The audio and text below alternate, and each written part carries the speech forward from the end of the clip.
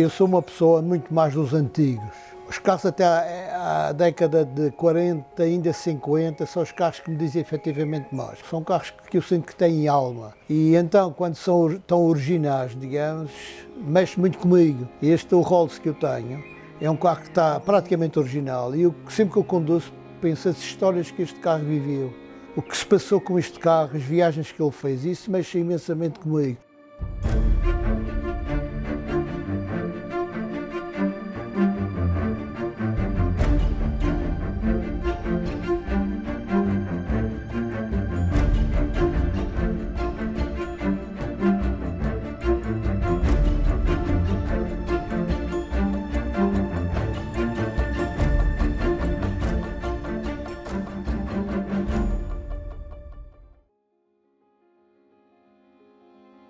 O meu nome é Ricardo Velosa, tenho 75 anos, sou escultor de formação. Uma das minhas grandes paixões são os automóveis antigos. A paixão para o automóvel, eu sempre digo que é desde sempre. No fundo, como qualquer rapaz, o rapaz muito novo. Eram os Inquitos, os Corgitos e tinha a minha coleção, como qualquer miúdo, mas sempre foi uma paixão. Depois, quando fui fazer o serviço militar, nessa altura já tinha um carro que fiz a tropa num TR4. Na altura era um carro praticamente recente. Quando vejo um TR4, acho piada porque para mim foi um carro recente, hoje em dia já é um carro um clássico de coleção, antigo para muita gente, a malta nova. Mas no fundo é uma paixão que eu tenho desde sempre. O que é interessante é que o meu pai era um colecionador de arte e nunca teve qualquer tipo de interesse pelos automóveis. Inclusivamente há uma história interessante que eu tenho, que era um amigo do meu pai, o Sr. Rui Dias, que vivia em Inglaterra e que veio para a Madeira e trouxe um 300 SL, um Galoing. Eu era um rapaz novo, tinha acabado de fazer tropa e tinha um Volkswagen. E um dia o Rui Dias disse, o teu pai está bom e tal e coisa.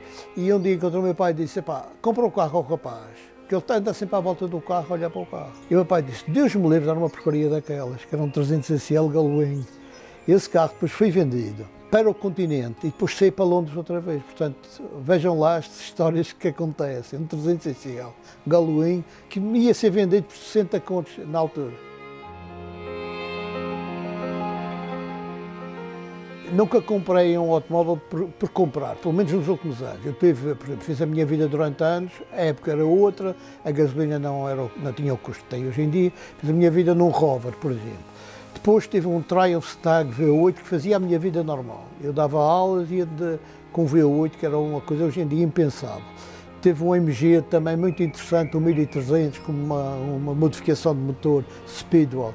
Tive vários carros muito bons, mas destes que eu tenho aqui, eu nunca comprei um carro por comprar. Por exemplo, o J12. Sempre sonhei ter um TC, por exemplo, um TA.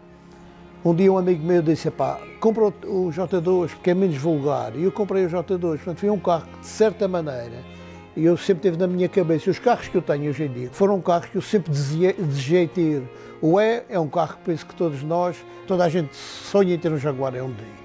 O 120 também é um carro eterno que as pessoas gostam. E eu sempre sonhei ter estes carros, portanto nunca fui comprado assim de uma maneira aleatória. Talvez o único que aconteceu foi o Amilcar. Foi um carro que eu comprei num Rally Pedras del Rei, a um senhor francês, um amigo Caillou, que me disse, eu andava sempre atrás dos Bugattis, porque é o meu carro de sonho, o Bugatti. E ele disse, pá, eu vou-te arranjar um carro para a Madeira melhor do que este. Claro que não é nada melhor do que um Bugatti, e vende o meu carro. Tempos depois estou aqui na Madeira e aparece-me o Amilcar. Fui talvez o único carro que me veio bater à mão, por acaso. De resto, dos carros que eu tenho, há sempre um certo critério na aquisição dos carros. Este carro agrada muito porque é um carro de pequena dimensão, é muito rápido, é um carro de uma resistência brutal. Eu tenho este carro há anos e anos e anos. Cheguei a fazer 4 Pedras del Rei com ele, mas sempre a andar e bem. Fiz várias provas aqui na Madeira com ele, ainda hoje em dia eu uso. Muitas vezes vou passar fins de semana sempre às partes altas da Madeira com o carro, sem qualquer problema. É um carro, mecanicamente, tem um motor muito evoluído, muito mais evoluído do que os T6 e os TAs. É um motor já, quem conhece o mínimo mecânico entende. Este carro tem um motor fantástico, muito bem concebido.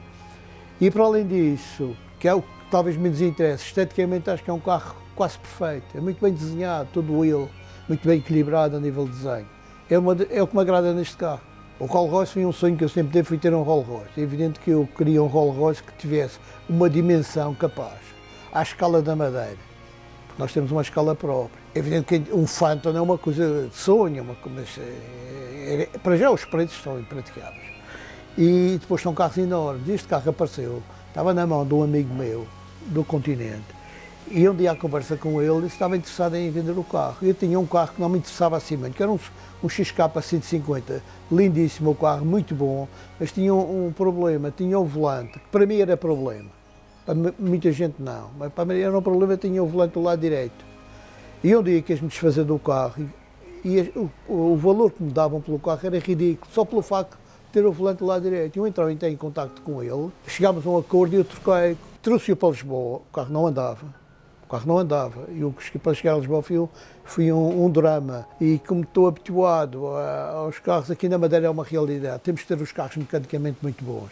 E eu comecei a apertar com ele quando cheguei à entrada de Lisboa, parti o motor. Aliás, não parti o motor, parti dos pistões, desfizeram-se completamente. Pedi lá um reboque do ACP, o carro vai para a Madeira e junto do clube Rolls em Londres consegui material para o carro. O Jaguar, penso que toda a gente pensa que mais ou menos, e vejo que mesmo malta nova, com mais anos, toda a gente, o sonho é ter um Jaguar E eu consegui este carro em Londres, em muito mau estado. O meu filho, que foi buscar a Londres com um amigo, veio de Londres a andar e o carro, quando chegou aqui, era um carro completamente estragado. Deve ter sido um carro que fez provas, estava completamente amolgado, cheio de estanho, e eu tive 5 anos a restaurá-lo. E o carro realmente ficou num estado fantástico, muito bom. É talvez dos carros mais bem restaurados que eu tenho. O 120 é aquela peça também com história, há um certo romantismo à volta do carro, muitas estrelas de cinema o tiveram, a nível de provas fui um ganhador também de provas e eu tenho o carro já há muitos anos, fiz inclusivamente o Londres-Lisboa com ele, tal qual de fábrica. Eu tenho até, inclusivamente, hoje em dia metem travões de disco e outras alterações. Este carro está de fábrica. E quando cheguei a Bilbao, fui feita as vistorias e a vistoria eu vi os Jaguares destes com motores do E, com travões de disco, e quando eu cheguei à vistoria, os ingleses disseram, mas você vai fazer a prova com isto? Eu disse, vou, porque fiz a prova, para já fiz Lisboa a Bilbao em 12 horas, com o meu filho. E depois fiz Bilbao-Lisboa sem qualquer problema, e continuo a fazer. Já fiz 2 Pedras del Rei, parece-me, com ele, e nunca tive problema nenhum. É um carro de sonho também.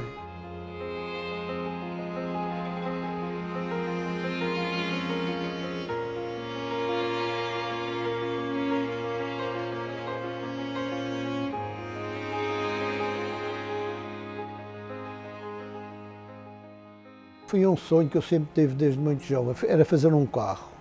É evidente que quando eu sonhava não era nada daquilo, era uma coisa mais contemporânea, e é uma coisa que eu digo sempre às pessoas, quando olharem para o carro, vejam que foi um carro feito pelo amador.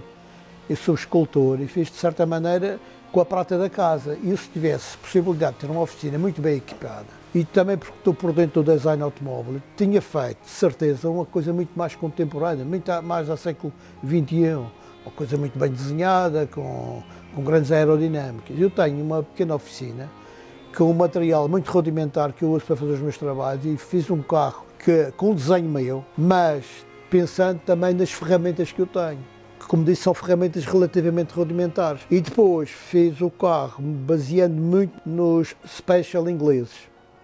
A carroceria é aquele sistema Weiman, estrutura de madeira, com um Fabric que eu acho que é extraordinário, leve, climatizada, é muito resistente porque ela não parte. Fiz um fechado também porque havia problemas depois, pensei, com um aberto é menos estrutura, fiz um raio fechado que por acaso acho que resultou muito bem e portanto foi a concretização de um sonho. Sonho esse que também resultou de um amigo meu que tinha um Riley RM, que tinha sido mandado para a sucata, num estado perfeitamente miserável, e que me ofereceu. E fui lá buscar o carro, tirei a carroceria estava completamente estragada, porque é que o chassi, rodas, a parte mecânica que estava completamente partida, o motor e a caixa e diferencial, e a grelha. E o tablier, ainda consegui apanhar o tablier. E pronto, e desenhei. Fui aqui nesta garagem que fiz o carro.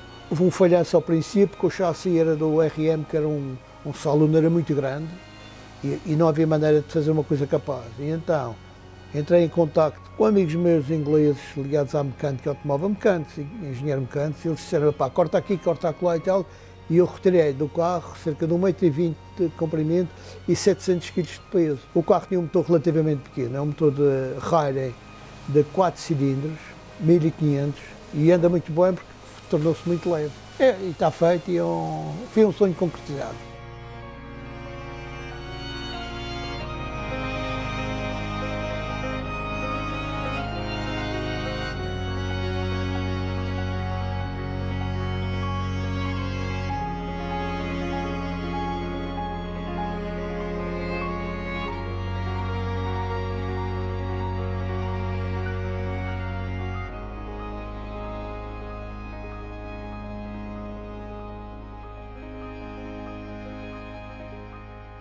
Desde sempre o madeirense teve uma grande paixão por automóveis. No início do século XX, nos inícios, tivemos aqui automóveis fantásticos, muito bons, de grandes marcas. Nós tínhamos aqui uma praça de táxis, uma frota de táxis americanos, mas carros fabulosos, marcas fabulosas, que inclusivamente acontecia isto.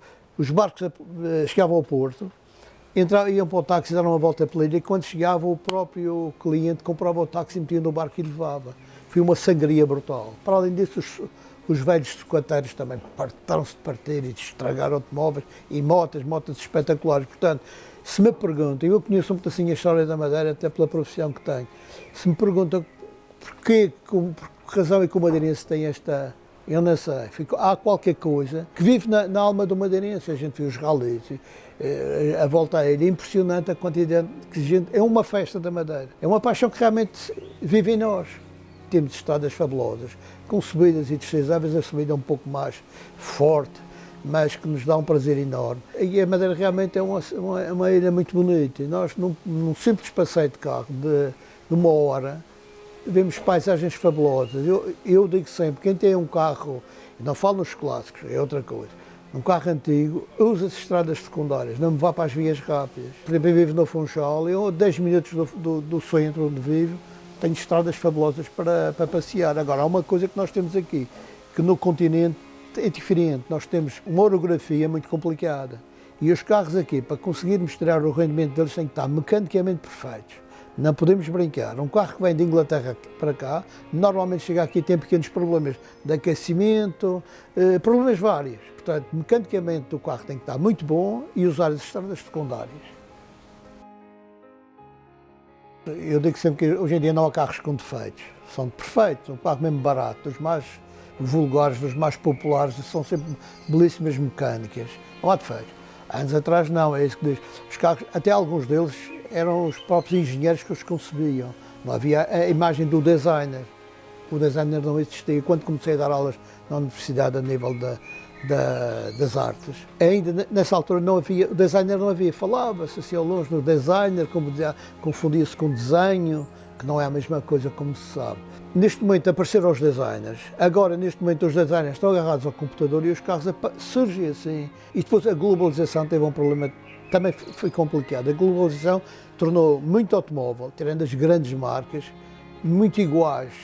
E agora o exemplo é os SUV. Estão muito na moda. Há SUVs aí que, se eu alterar o emblema do carro, funcionam perfeitamente. Não acontecia nos anos 70, eu apanhei ainda uma altura que, por exemplo, eu ia numa autoestrada, olhava pelo retrovisor e via a distância que vinha um Anglia, um Mini, uma outra marca qualquer. Hoje em dia já se confunde um pedaço. É claro que estou a falar das marcas mais normais, quando eu vejo as grandes marcas que estão a passar a distância, mesmo assim, nos carros de grande nível das Lamborghinis e dessas coisas modernas que andam por aí, já há uma certa confusão a nível de linhas. E eu às vezes interrogo, os designers tinham pela obrigação ser mais criativos a nível de desenho automóvel, porque o papel deles é esse. Eles têm que criar objetos funcionais, que é o automóvel, mas ao mesmo tempo que sejam qualquer coisa de especial. E neste momento que é isso um pedacinho num tipo de desenho vulgar. Aliás, isso acontece em todo tipo de desenho. Hoje em dia a gente vê a moda. Toda a gente usa jeans, toda a gente usa ténis. Há uma uniformização a nível do design, o que não acontecia há anos atrás.